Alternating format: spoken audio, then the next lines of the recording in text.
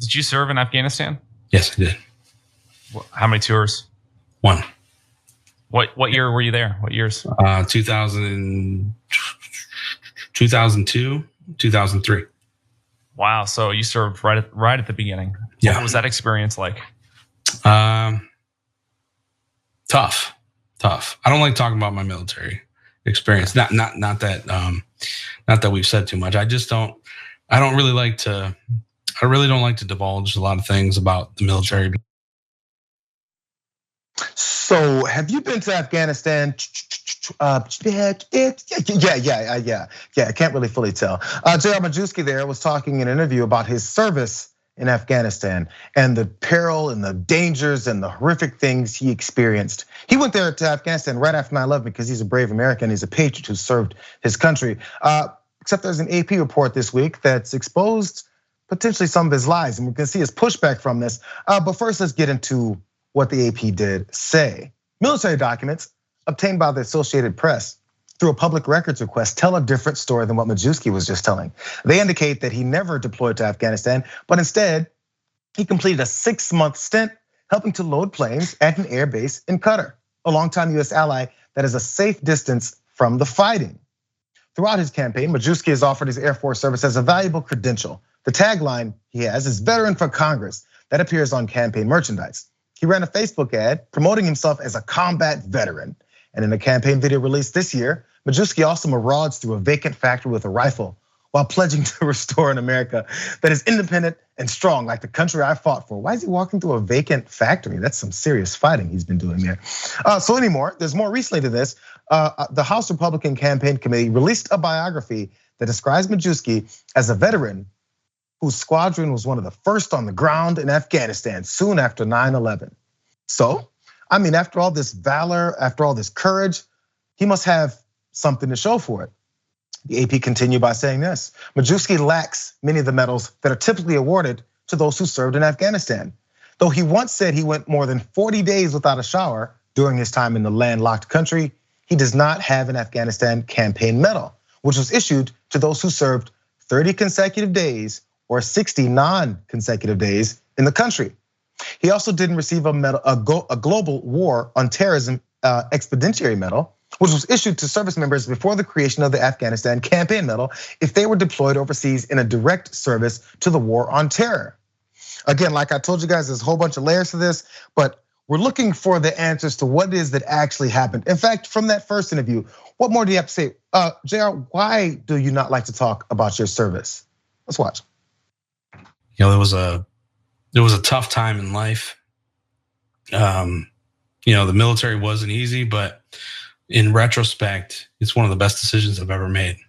And I'd do it all over again. But out of respect of many things, my answer to most people when they ask about my military service is, I served honorably, and I fought for this country for a lot of months over in the Middle East, and so did a lot of people that went with me. And when I see all these things that are going on today, I mean, if I could put my BDUs back on, if I wasn't so chubby, I'd probably try to find a way to do it. So there you see an example of the reason why this might be something he wants to talk about. Because then it goes to, I don't want to talk about it, but I do want to tell you that I'm a badass and I'd go right back over there immediately, because everyone else that's not going back over there, they're just fake Americans. Here's a couple consequences to potentially after this whole thing blew up on the AP. The House Republican campaign arm is slashing a near 1 million ad buy that's meant to target Representative Marcy Kaptur, who is his opponent. That's essentially walking away from what could have been an easy pickup for the parties, what they thought would happen with Majewski there. Now, the National Republican Congressional Committee, this is the group that booked us $960,000 in the Toledo, Ohio market to help boost him. It cut that buy entirely on Thursday, and that's according to two sources that are familiar with it. So one more thing, you guys, before you jump in here, Cenk, because Majewski came out today and he had a press conference. He goes, we're gonna talk about this, we're gonna clear the air, you guys are gonna stop slandering me. And if you can make out through all of the blurriness of this video, maybe the $960,000 would have been put to use in this. He came out talking about the word of the month, classified. Watch this. An inquiry was made for my military records and was received by the Associated Press in July. The inquiry states, we show one deployment to Qatar from May 2002 to November 2002. What he did, meaning me, or where he may have went from that location, we do not have visibility on. In fact, the orders and the military records that I've been able to obtain from my personal files shows that all of my deployments are listed as classified. The Air Force has explicitly stated there is no way for us to verify whether or not J.R. Majewski served in Afghanistan during his deployment timeframe in Qatar. To be clear, the hatchet job yesterday was a deceitful smear. I anticipate that my opponent will attempt to perpetuate this smear because she is desperate. Desperation might not be the best word, especially coming from the position that he's in, but it's classified, you guys. It was absolutely classified. So one more piece, because a reporter asked a very simple follow-up. So tell us where in Afghanistan you were. Can you let us know that so we can have some kind of a backup to this? Because apparently it was classified and they can't determine whether or not he was there or not. Yes, he did say that. So one more piece. Here's the question and the clarification. Can you tell us where you were in Afghanistan and when, like about what time frame? I was in multiple bases in Afghanistan, and the time frame is clear, in 2002. Give some examples of those bases where you were. There were only a couple bases in Afghanistan. We flew in and out of the area of responsibility multiple times. It's almost impossible for me to tell you where I was on what day. That's why my orders are listed as a classified location. So you guys, he called the press conference to let everyone know he can't tell you. Yeah. So I mean, there's so many amazing parts of the story. Me being in Afghanistan was classified. That's why I just told you about it. That's not really how classified works. But on the other hand, Republicans don't care how anything works. I'm going to come back to that. I'm going to come back to the politics of this and how the Republicans made a mistake, I think. And of course he believes in QAnon. And by the way, just for the record, when the Associated Press first asked him, he did not deny that he was lying about being in Afghanistan. Okay, but before I get to any of that, Ben, you served and you actually don't like to talk about your military service because of the trauma that was involved, but in a different way. How do you feel about a guy like Majewski doing this? Yeah, I mean, to be honest, like I always find stolen valor to be funny, right? I personally always find it to be funny because it's always somebody who's like trying to be a tough guy. Now, that said, like I wanna, like as a veteran, I wanna make sure the record is straight. I 100% believe that he didn't shower for 40 days. That is very believable. I am like, He didn't steal that valor. Yeah, that probably wasn't stolen valor. You don't lie about that. No, but I always think it's funny because it's always somebody who wants to like prove how like tough they are. But the reality is, like, I know that there are some people in the military who like come out of it and they're like, yeah, I'm like so tough and like hardcore. But it's like traumatizing. It's terrible, right? Like you literally watch people die. That's what I did. I worked with drones. I literally watched people die.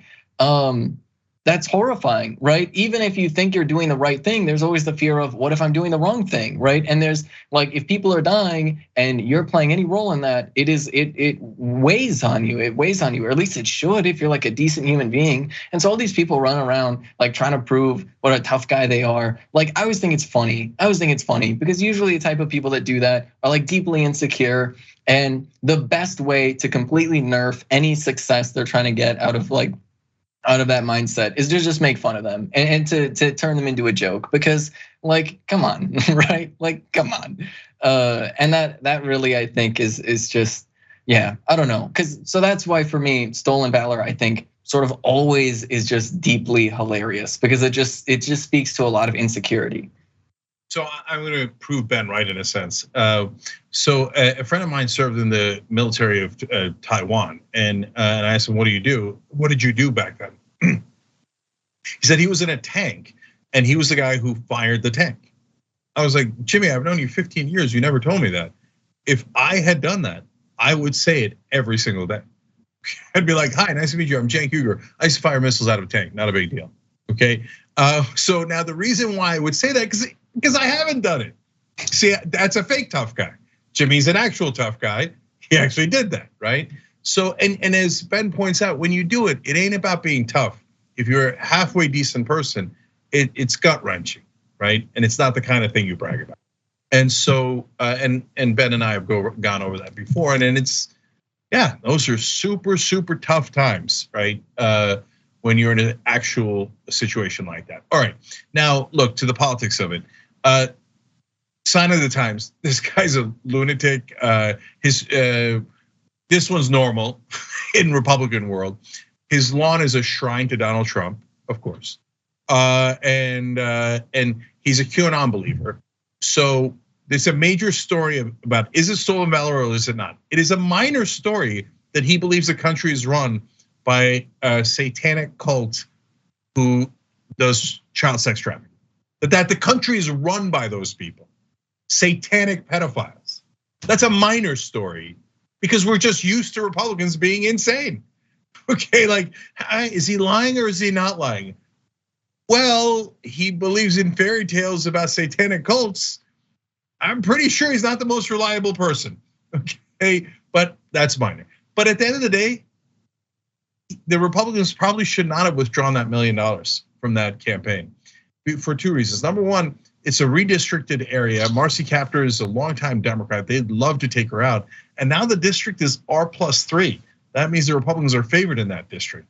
And what the Republican leadership is miscalculating is the Republican voters.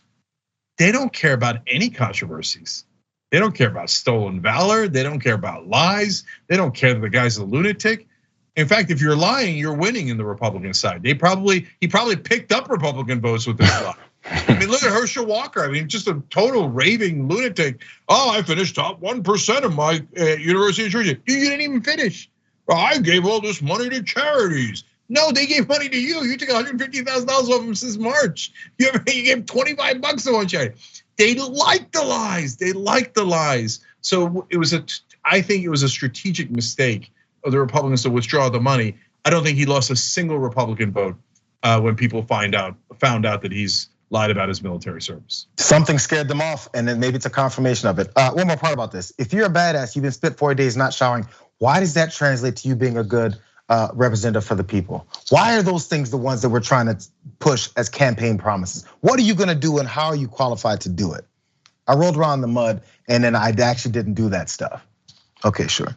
Thanks for watching the Young Turks, really appreciate it. Another way to show support is through YouTube memberships. You'll get to interact with us more. There's live chat emojis, badges.